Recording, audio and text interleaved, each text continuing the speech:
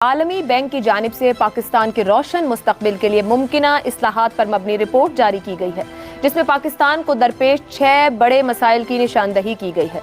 इस रिपोर्ट के मुताबिक पाकिस्तान को ह्यूमन कैपिटल के बहरान का सामना है कि इंडिया और यूरोपियन कंट्रीज के बीच $100 बिलियन ट्रेड एकॉर्ड हुआ है। क्या आपको पता है कि इंडिया ने यूरोपियन कंट्रीज के साथ $100 बिलियन की फ्री ट्रेड पैक्ट किया है।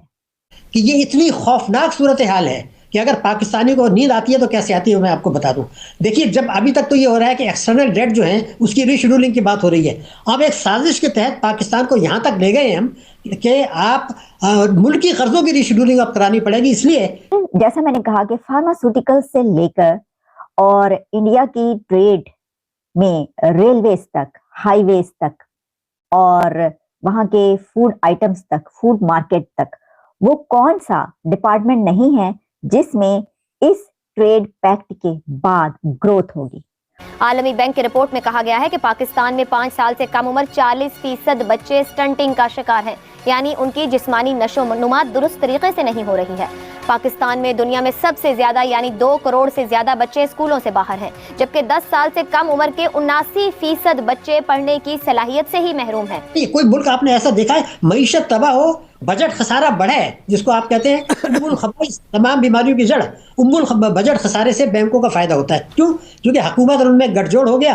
स्टेट बैंक में तमाशाई बना हुआ है कि जनाब आप सनत के लिए कर्जे मत दें, तिजारत के लिए मत दें, ज़राअत के लिए मत दें, हुकूमत को कर्जे दे दें, इन्वेस्टमेंट करेंगे और उसके बाद आराम से बैठ जाएं। जिन यूरोपियन कंट्रीज के साथ इंडिया का ये पैक्ट हुआ है वो हैं स्विट्जरलैंड, नॉर्वे, आइसलैंड और लाइटेनस्टाइन।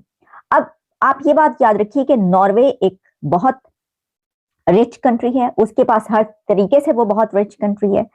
नमस्कार दोस्तों, भारत और यूरोप के 4 देशों के संगठन यूरोपियन फ्री ट्रेड एसोसिएशन के बीच रविवार 10 मार्च को एक अहम कारोबारी समझौता हुआ। इसकी जानकारी देते हुए केंद्रीय मंत्री पीयूष गोयल ने कहा कि EFTA देशों ने भारत में अगले 15 साल के दौरान $100 अरब के निवेश का वादा किया है। उन्होंने कहा कि इस डील से 10 लाख लोगों को रोजगार मिलने का अनुमान है। EFTA के सदस्य देशों में आइसलैंड, लिechtenstein, नॉर्वे और स्विट्ज़रलैंड शामिल हैं। इन देशों के साथ हुई डील पर केंद्रीय मंत्री ने कहा कि EFTA देशों के द्वारा किए जाने वाले निवेश में green and wind, pharma, health machinery और फूड सेक्टर शामिल हैं। इन सेक्टर से जुड़ी कंपनियों और नौकरियों के लिए बड़ा अवसर पैदा होगा। EFTA देश इन सेक्टर में सबसे ज़्यादा निवेश करेंगे। पीयूष गोयल ने कहा कि इस डील में सभी के लिए मौका है और डील से जुड़े सभी देशों को इससे फायदा होगा कि इंडिया और यूरोपियन कंट्रीज के बीच $100 बिलियन ट्रेड एकॉर्ड हुआ है। क्या आपको पता है कि इंडिया ने यूरोपियन कंट्रीज के साथ $100 बिलियन की फ्री ट्रेड पैक्ट किया है। और आप सोच सकते हैं कि $100 बिलियन का जब पैक्ट आपका यूरोपियन कंट्रीज के साथ हो तो कौन कौन सा वो डिपार्टमेंट नहीं होगा जहां पर आपको फायदा नहीं मिलेगा। ये एक बहुत सिग्निफिकेंट डेवलपमेंट है ट्रेड के लिए कि इंडिया का यूरोपियन कंट्रीज के साथ $100 बिलियन का ये ट्रेड नेक्स्ट 15 ईयर्स में इंडिया को क्या क्या फायदा पहुंचाएगा। सबसे बड़ा, अगर आप ये कहें कि इसका फ्रूट क्या देख रहे हैं या इसका रिजल्ट क्या निकलेगा, तो इस $100 बिलियन पैक्ट के रिजल्ट के तौर पर इंडियंस के लिए इंडिया के अंदर कहा जा रहा है 1 मिलियन जॉब्स क्रिएट होंगी। तो एक तो सबसे बड़ा फायदा मैंने आपको ये बताया कि इसके रिजल्ट के तौर पर क्या है। लेकिन जैसा मैंने कहा कि फार्मास्यूटिकल से लेकर और इंडिया की ट्रेड में रेलवेज तक, हाईवेज तक और वहां के फूड आइटम्स तक, फूड मार्केट तक, वो कौन सा डिपार्टमेंट नहीं है जिसमें इस ट्रेड पैक्ट के बाद ग्रोथ होगी। तो देखिए इंडिया की ग्रोथ तो पहले ही कितना हो रही है, हम आपको पहले ही बता रहे हैं। हर चीज में उनकी जो है वो जिस तरीके से ऊपर जा रही है वो ग्रोथ सबको नजर आ रही है। लेकिन ये जो $100 बिलियन का पैक्ट है, इसके बाद उनके कंट्री के तमाम जो डिपार्टमेंट्स हैं उसमें मतलब बेशुमार बहुत सारे ऐसे डिपार्टमेंट्स हैं जिसमें ये तरक्की होगी अब उनकी। तो इसमें ये है कि ये जिन यूरोपियन कंट्रीज के साथ इंडिया का ये पैक्ट हुआ है वो है स्विट्जरलैंड, नॉर्वे, आइसलैंड और लाइटेनस्टाइन। अब आप ये बात याद रखिए कि नॉर्वे एक बहुत रिच कंट्री है, उसके पास हर तरीके से वो बहुत रिच कंट्री है। इसी तरीके से जो स्विट्जरलैंड है उसके तो इंडिया के साथ रिलेशंस बहुत अरसे से बहुत कमाल के हैं, पहले भी इन कंट्रीज के साथ इंडिया के रिलेशंस चलते रहते हैं।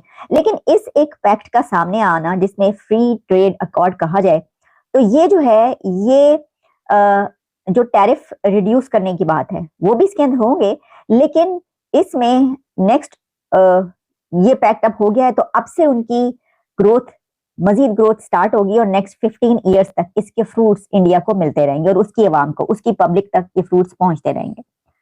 कोई कह रहा है जनाब आलिया यूज स्पेक्स। अच्छा जी, मैं आप चाहते हैं कि मैं ऐनक लगा लूं, चश्मा लगा लूं, तो मैं लगाती रहती हूँ अक्सर औकात, तो चलें आपके उस पर जो है मैं लगा लेती हूँ थोड़ी देर के लिए। अच्छा जी, उसके बाद ये है कि ये जो मेंबर कंट्रीज हैं और इसको EFTA ये 21 rounds of talks over 16 years हुए हैं। यानी आप ये ना समझिए कि ये जो इंडिया ने ये बैठे बिठाई ये कर लिया, नहीं, over 16 years 21 round of talks हुए हैं इस ये पैक्ट करने पे। डॉक्टर साहब ये फरमाइएगा कि क्या फिर अब पाकिस्तान जल्द या बदेर इस इक्तिसादी बुरान से निकलेगा भी या नहीं? देखिए, मैंने पहले भी कहा था, मैं आज फिर कह देना चाहता हूँ कि अगर कोई भी हुकूमत इस वक्त में, जैसे मैंने कहा कि 81,000 के कर्जे हो गए आपका 5,000 अरब रुपए का आपका जो है वो सर्कुलर डेट है, 9,000 अरब रुपए आप तालीम और सेहत में कम खर्च कर रहे हैं। तो मुझे कोई बता दे कि क्या इस्लाहात से जो अगर सो कॉल्ड इस्लाहात IMF के तहत होंगी, मईशत ठीक हो सकती है? अगर 23 प्रोग्रामों में नहीं हुई तो 24 में कैसी हो जाएगी? हमारे गिर्द एक घेरा तंग किया जा रहा है। वाहिद रास्ता, अगर कोई आदमी इसके अलावा कोई दूसरा रास्ता बताता है, लेकिन सर उसकी तो वजह ये भी थी ना कि उन इस्लाहात के प्रोग्राम के ऊपर अमल दरामद हुआ कब? वो जो इस्लाहात करने के लिए हमेशा IMF कहता रहा है वो तो कभी उस तरह रियल सेंस में हो ही नहीं सकी ना, तो फिर कैसे उससे मसले हल होते? मैं बिल्कुल आपसे मुत्तफिक नहीं हूँ। अगर ये नहीं होता तो फिर वो बार बार हमें अक़सात क्यों देते रहे? मेरे पास वो रिपोर्ट मौजूद है 2016 में, जब IMF ने पाकिस्तान की मईशत की कारकर्दगी की तारीफ की थी, हालांकि रुपए को हमने आर्टिफिशियल कंट्रोल किया हुआ था, सबको पता है।